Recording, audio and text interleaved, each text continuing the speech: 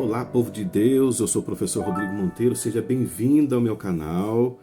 Eu quero agradecer você estar assistindo aqui, que espero que Deus fale ao seu coração através do vídeo de hoje, porque ele é extremamente importante. Como eu disse no último vídeo, se o que a gente vai estudar hoje não tivesse acontecido, nada mais precisava ter acontecido. Então é um assunto extremamente importante, eu estou feliz por estar aqui com você. Antes da gente começar o estudo, peço para você, se inscreve no canal, ativa o sininho, compartilhe esse estudo, faça o estudo, o vídeo todo, depois compartilhe com seus amigos, vizinhos, parentes, com a igreja, com o grupo, com a célula, com todo mundo que você conseguir, para que o evangelho alcance, principalmente o assunto que a gente vai trazer hoje, tá bom? Então vamos lá, vamos começar o nosso estudo? Antes, como é nosso costume, vamos fazer uma oração, uma prece a Deus para Ele iluminar nossa mente, nosso coração, para a gente entender o assunto de hoje. Feche seus olhos aí, vamos falar com Deus. Pai querido, nós vamos estudar hoje um assunto muito importante para a nossa fé. Peço que o Senhor nos ilumine, ilumine a mim que estou aqui gravando esse vídeo, ilumine quem estiver assistindo também, para que o seu evangelho toque o coração de cada um de nós. Nós oramos em nome de Jesus. Amém. Vamos lá. Lembrando, só quero trazer à memória aquilo que a gente já viu no estudo passado. Lembra que João, ele viu o trono de Deus, né? Estava Deus assentado no trono. Ao redor do trono, 24 tronos com 24 anciãos assentados. Tinha a presença do Espírito Santo, tinha os 4 querubins ao redor do trono e eles estavam cantando, louvando, adorando a Deus. Né, os 24 anciãos simbolizam o povo de Deus, o povo salvo, né, o Espírito Santo em forma de 7 tochas, a plenitude do Espírito Santo. Enfim, estava acontecendo um culto. Tinha mensagem musical, tinha canto da congregação, tinha tudo, era uma celebração. O que era aquela celebração que estava acontecendo no céu? É o que a gente vai estudar hoje. E você vai perceber a extrema importância daquela celebração. Vamos lá então, vou colocar o texto na tela, a gente vai fazendo a leitura, você vai acompanhando comigo, tá bom? Tá aí na sua tela, Apocalipse capítulo 5, versículo 1. Diz assim: Vi na mão direita daquele que estava sentado no trono um livro em forma de rolo, escrito por dentro e por fora, e selado com 7 selos. João viu então a destra de Deus.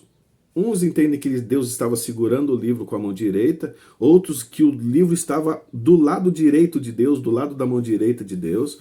Então Deus está na destra dele, estava um livro selado com 7 selos. Semelhante a isso que eu vou colocar aqui na sua tela.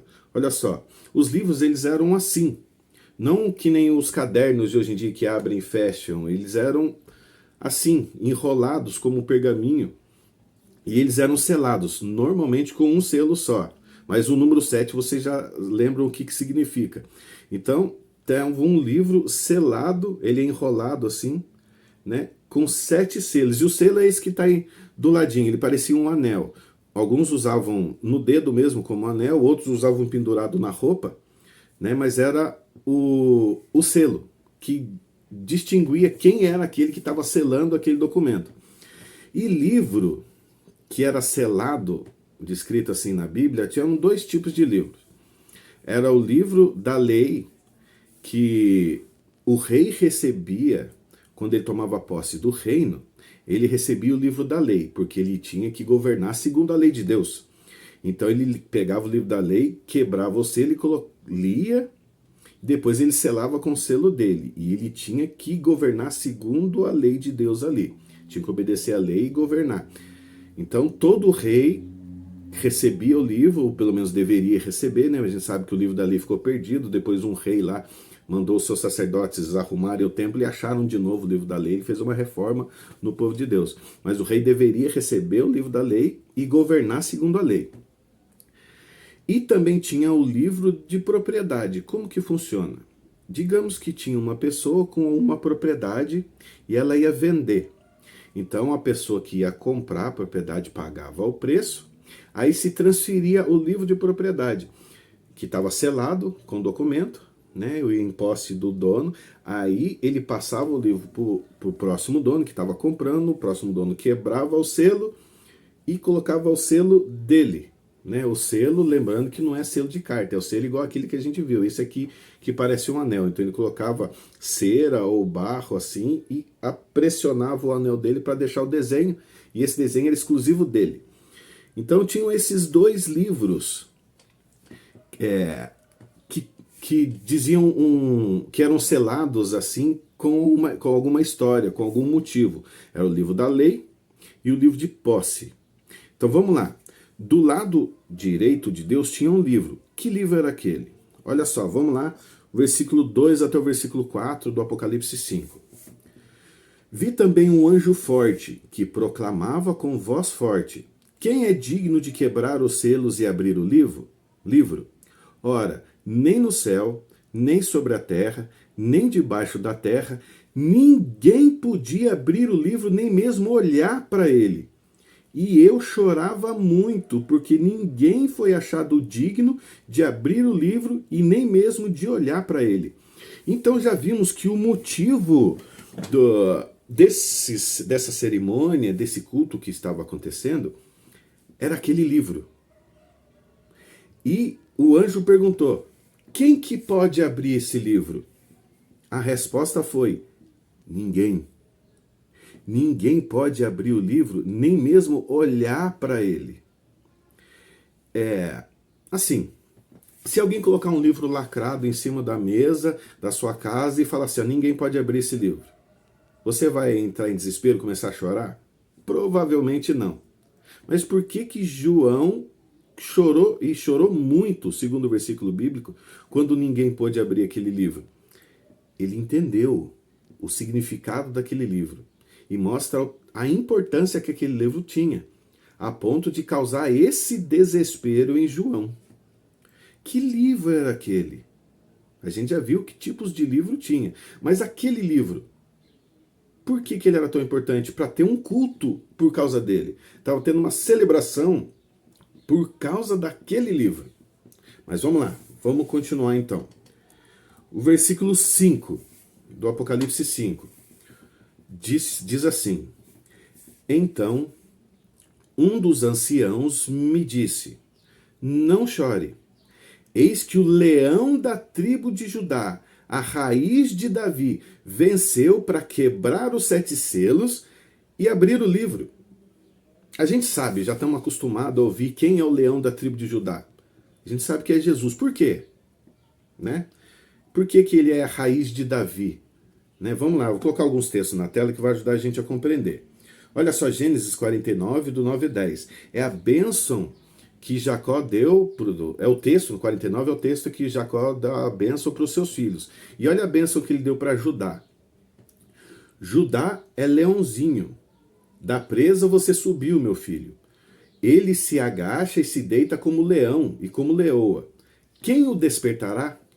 O cetro, olha só, o cetro não se afastará de Judá, nem o bastão sairá de entre os seus pés, até que venha Siló, que é um tipo de Cristo.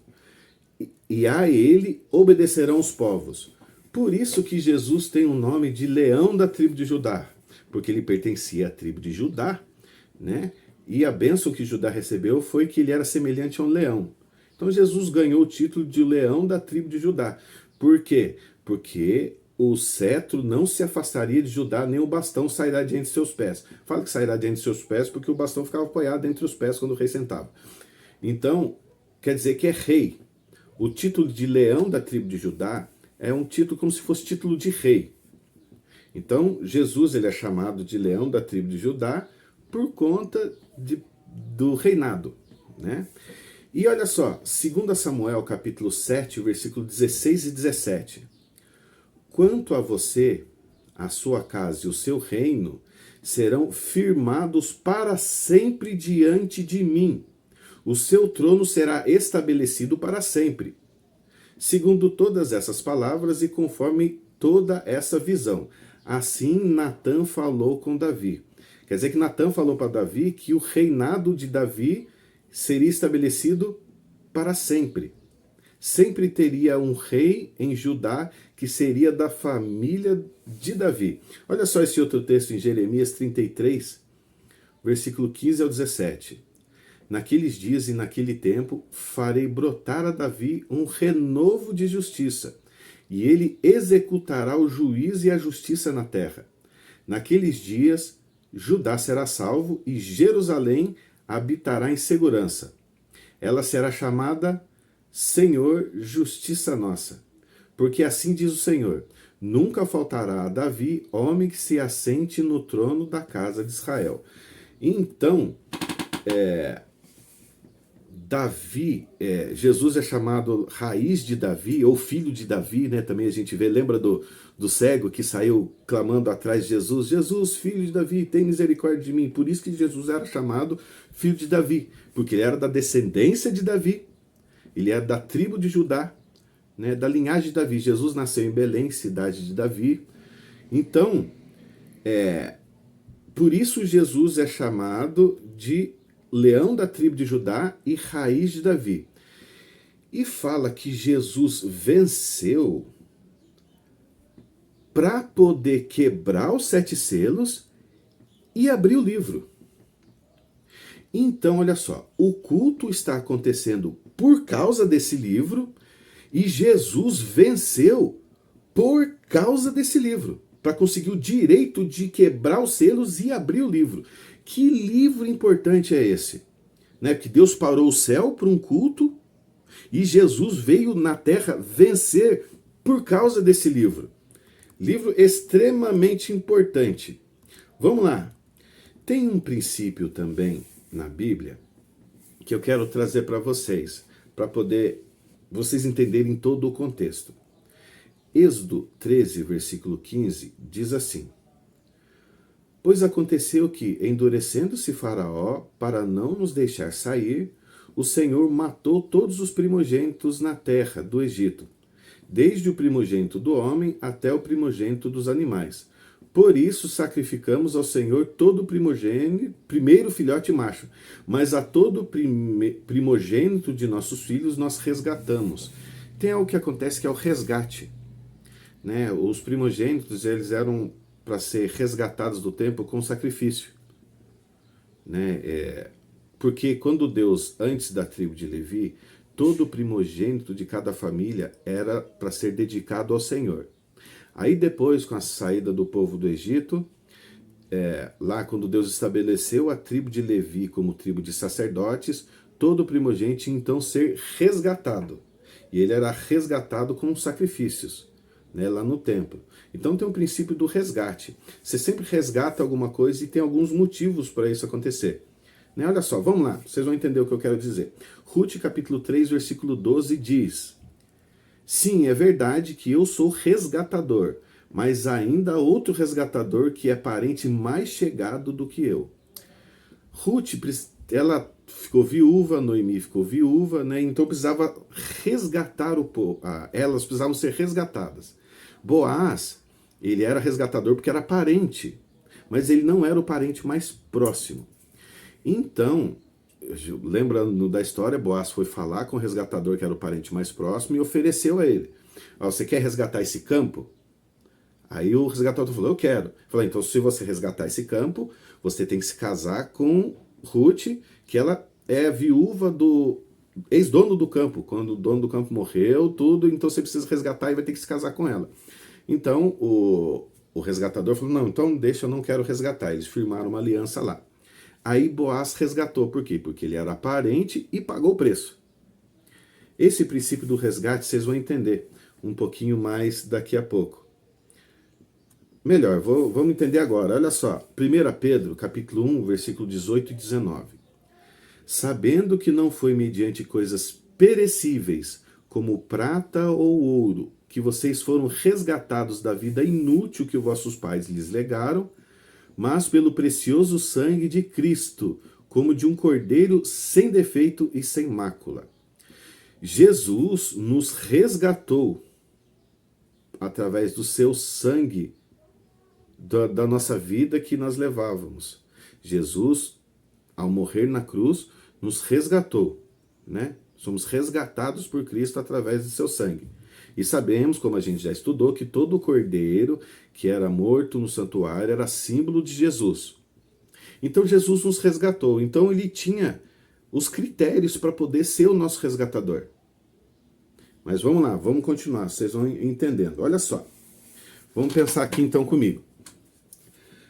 De acordo com os livros que a gente viu lá, que tinha o livro da lei e o livro de propriedade, Jesus cumpriu as condições para ser rei, lembrando que o rei tinha que vir da linhagem de Davi e da tribo de Judá.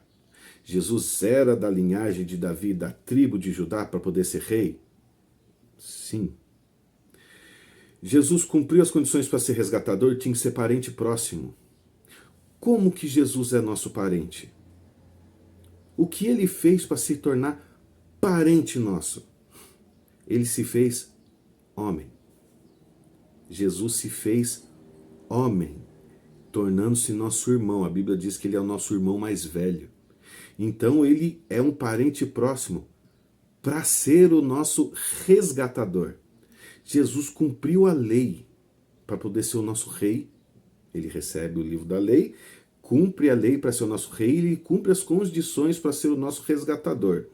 Então, olha só, vamos lá, vamos voltar então para Apocalipse, capítulo 5, versículo 6. Então vi no meio do trono e dos 4 seres viventes e entre os anciãos, em pé, um cordeiro que parecia que tinha sido morto. Ele tinha 7 chifres, bem como 7 olhos, que são 7 Espíritos de Deus, enviados por toda a terra. Vamos lá, vamos montando agora o quebra-cabeça. Jesus, ele aparece, o ancião fala que o leão da tribo de Judá, a raiz de Davi, venceu para abrir o livro. A gente sabe que é Jesus. Aí quando João se volta para ver o leão da tribo de Judá, a raiz de Davi, ele vê um cordeiro. E um cordeiro que parecia que tinha sido morto, degolado. E ele viu que esse cordeiro apresentava algumas características. Ele tinha 7 chifres. Em profecia, chifre significa poder e autoridade. Pode ser uma autoridade política, autoridade religiosa, alguma autoridade governamental, enfim, alguma autoridade. 7 a gente sabe que é o número de perfeição, plenitude. 7 chifres, perfeito ou pleno poder. Jesus, ao pegar o livro da destra de Deus, ele adquiriu pleno poder. Vamos lá, vamos montando na cabeça. E fala que ele tinha 7 olhos, e na sequência do texto já explica que são os 7 Espíritos de Deus enviados por toda a terra. Lembra que Jesus fala lá nos evangelhos que se ele não fosse, o Consolador não viria? Então Jesus também conseguiu, ao pegar o livro, enviar o Espírito Santo por toda a terra. Então ele já sabe mais ou menos quando é que aconteceu esse culto. Então Jesus adquiriu pleno poder e adquiriu o direito de enviar o Espírito Santo a toda a terra. Por isso 7 Espíritos enviados de forma plena a toda a terra. Mas vamos lá, só para a gente lembrar, a gente já sabe, mas lembra quando João Batista viu Jesus de longe, né? E aí ele aponta assim, é o João 1,29. Eis o Cordeiro de Deus que tira o pecado do mundo. Então Jesus é o Cordeiro, só para reafirmar aquilo que a gente já conhece. Então Jesus ele é apresentado como o Cordeiro de Deus que tira o pecado do mundo. Lembra que Jesus resgatou a gente da vida de pecado? Vamos lá. Continuando, Apocalipse capítulo 5, versículos 7 e 8. O Cordeiro foi e pegou o livro da mão direita daquele que estava sentado no trono. E quando ele pegou o livro, os 4 seres viventes e os 24 anciãos se prostraram diante do Cordeiro, tendo cada um deles uma harpa e taças de ouro cheias de incenso, que são as orações dos santos. Lembra quando a gente viu no estudo passado a disposição da visão de João, que tinha os 7 Espíritos de Deus, que eram representados pelo castiçal, com 7 lâmpadas, tinha os 24 anciãos, que no santuário é representado pelos 12 pães, simbolizando as 12 tribos de Israel, ou seja, o povo de Deus. A gente viu o trono de Deus, que era representado pela Arca da Aliança, e estava faltando um móvel, o altar de incenso. Aqui aparece o altar de incenso. aparece os 24 anciãos se prostrando diante do Cordeiro e tendo cada um deles harpa e taças de ouro cheias de incenso, que são as orações dos santos. Então Jesus, ao pegar o livro, ele consegue pleno poder e autoridade, ele consegue enviar o Espírito Santo a toda a terra e ele consegue ser o nosso intercessor, porque as orações dos santos sobem até Deus. E Jesus é o nosso intercessor. A Bíblia fala que o único intercessor entre nós e Deus é Jesus Cristo, né? Timóteo fala. Então Jesus conseguiu o direito de ser o intercessor entre nós e Deus. Quando nós oramos, por isso nós oramos em nome de Jesus. Olha só, mas vamos lá, continuando. Aqui agora começa a ficar importante, mais ainda. Ver capítulo 5, 9 e 10 do livro do Apocalipse. Diz assim: E cantavam um cântico novo, dizendo: Digno és de pegar o livro e de quebrar os selos, porque foste morto e com o teu sangue comprastes para Deus os que procedem de toda tribo, língua, povo e nação. E para o nosso Deus os constituíste reino e sacerdotes, e eles reinarão sobre a terra. Então Jesus foi digno de pegar o livro, por quê? Porque ele morreu, e com o sangue dele, ele comprou para Deus os que procedem de toda tribo, língua, povo e nação. E esses que ele comprou, ele fez reino e sacerdote. Quero lembrar de uma história na Bíblia para você. Lembra, Jesus morre numa sexta-feira, né? Ele foi crucificado às 9 da manhã, morreu às 3 da tarde, né? No horário do sacrifício diário do santuário. Aí não deu tempo deles embalsamarem o corpo de Cristo, né? Eles colocaram ele no túmulo de José de Arimateia e guardavam o sábado, como é costume, né? Mandamento de Deus, eles guardaram o sábado. Passando o sábado, nas primeiras horas da manhã, os discípulos foram lá, as mulheres foram lá para arrumar o corpo de Cristo, e teve uma mulher que foi lá também. Você lembra quem é? Maria Madalena. Ela foi lá, ela estava tão aos prantos, tão desesperada, que tinha um anjo assentado na porta do túmulo, e ela não percebeu e falou para ele: onde colocou o corpo do meu Senhor? Me fala que eu vou lá buscar. Aí, depois chega o jardineiro para falar com ela, ela pergunta: onde colocou o corpo do meu Senhor? Eu vou lá buscar. Até que o jardineiro chama ela pelo nome. Aí ela lembra, ela reconhece quem é. Aí ela, vendo que era Jesus, chama ele de mestre e tenta abraçá-lo. Aí Jesus fala: não me detenhas, porque eu ainda não subi ao Pai. Por que Jesus falou isso para ela? Porque depois Jesus fica 40 dias com os discípulos lá e o povo toca ele, Tomé toca dedo na ferida dele. Por que ali naquele momento ele não podia? Sabe por quê? Porque ele tinha que ir ao céu, subir ao Pai, como ele diz, e participar desse culto que a gente está estudando. Jesus precisava apresentar o seu sacrifício para conseguir o direito do poder sobre a terra, o direito de enviar o Espírito Santo, por isso que Jesus não fosse, o Espírito Santo não viria, e aí ele envia o Espírito Santo, né, no dia de Pentecostes. Ele conseguiu o direito de ser o nosso intercessor, e ele comprou a terra. Lembra lá no livro de Jó, né, que Deus fez uma reunião com os seus, e foi Satanás lá? Por que Satanás não foi expulso dessa reunião? Por que ele tinha que ficar lá atrapalhando? Porque ele conseguiu, ele é o usurpador, ele conseguiu por usurpação o direito da terra. Né? E por isso que Deus não expulsa ele da reunião. Aí Deus fala com ele: no seu reino, então, tem um servo meu chamado Jó. Você viu como que ele é fiel a mim? Então Jesus está resgatando a terra de volta. Por quê? Porque ele é o nosso parente mais próximo. Ele é homem como nós. Se fez homem para poder nos resgatar. Ele pagou o preço. Qual era o preço que ele tinha que pagar? Preço do pecado. Jesus na cruz pagou o preço do pecado, morrendo pelo meu e pelo seu pecado. E Jesus conseguiu ser rei porque ele era da linhagem de Davi, da tribo de Judá. E ele cumpriu a lei como um governador, como um rei precisava cumprir. Jesus precisava cumprir como rei e precisava cumprir como parente para poder nos resgatar e reinar sobre nós. Então, naquele culto, Jesus compra a terra de volta. A terra hoje é de direito de Jesus. Mas quando é que ele vai tomar a posse? Quando ele voltar. A terra já é dele, mas ele vai voltar para tomar posse da terra. Por isso que haverá novos céus e nova terra. Segundo Apocalipse 21, Deus vai fazer o seu trono aqui. Jesus, ele enfrentou tudo isso por causa de cada um de nós.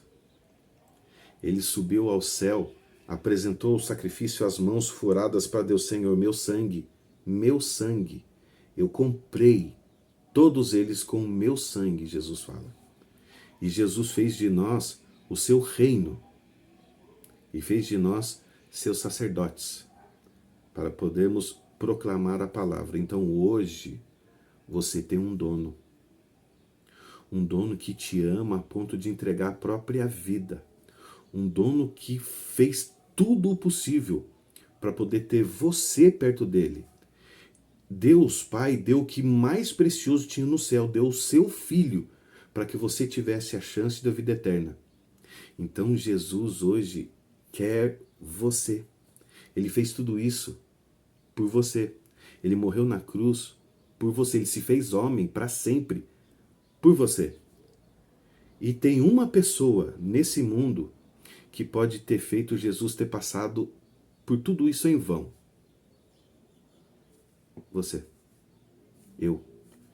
Se eu falar para Jesus, Senhor, muito obrigado, mas não quero. Jesus fez tudo isso em vão por mim. Então não deixe Jesus ter feito isso em vão por você. Se entrega. Ele quer ter você junto com ele. Ele morreu e ressuscitou, ele venceu a morte para que você conseguisse viver com ele para sempre. Então aceita Jesus. Não deixe essa oportunidade passar, a gente não sabe o dia de amanhã. Aceita viver com Jesus, se entrega para ele. Ele não prometeu que nesse mundo aqui você não ia passar por aflições ao se entregar por ele. Mas ele prometeu estar com você todo o tempo. E enfrentar todas as dificuldades com você. E te dar a vitória no final. Você vai sempre passar por essa dificuldade. Nesse mundo aqui, o inimigo, vendo que está derrotado, ele está tentando destruir tudo. O único jeito dele ferir a Deus é machucando os seus filhos, porque ele não pode contra Deus, mas ele pode contra a gente. Então, para machucar o coração de Deus, ele tenta derrubar a gente. Então, a gente vai passar por aflições aqui. Mas é muito melhor passar por as aflições e ter a vitória do que jogar fora tudo aquilo que Jesus fez para poder nos resgatar. E nesse mundo não tem nada que vale a pena o céu que Jesus prometeu, a presença dos anjos, dos santos salvos e a presença de Cristo. Porque Ele te ama de uma forma imensa. Ele me ama mais do que a minha mãe. Ele tem um amor mais perfeito do universo por mim e por você. Então, não deixa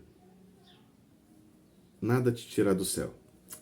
Vamos encerrar o estudo com o restante do capítulo 5 do livro do Apocalipse, que é do versículo 11 ao versículo 14, que diz: Vi e ouvi uma voz de muitos anjos ao redor do trono, dos seres viventes e dos anciãos, cujo número é de milhões e de milhares, proclamando com voz forte: Digno é o Cordeiro que foi morto de receber o poder, a riqueza, a sabedoria, a força, a honra, a glória e o louvor.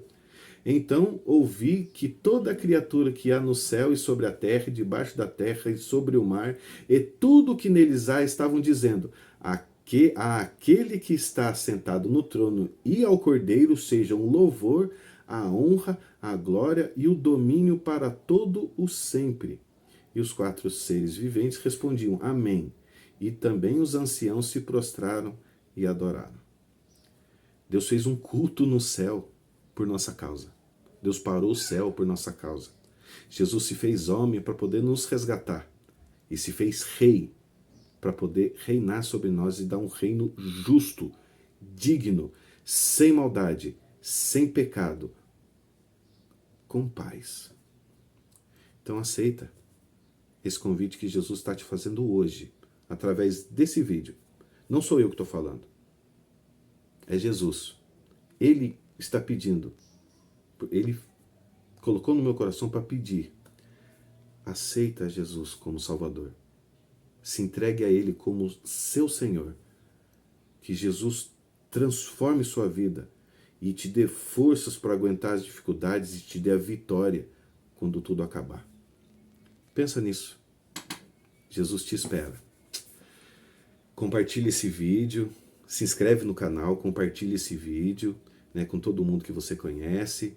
Aí no próximo sábado teremos mais estudo. E que o Senhor te abençoe e te guarde e faça resplandecer o seu rosto sobre ti e tenha misericórdia de ti. Que o Senhor sobre ti levante o rosto e te dê a paz. Até o próximo vídeo.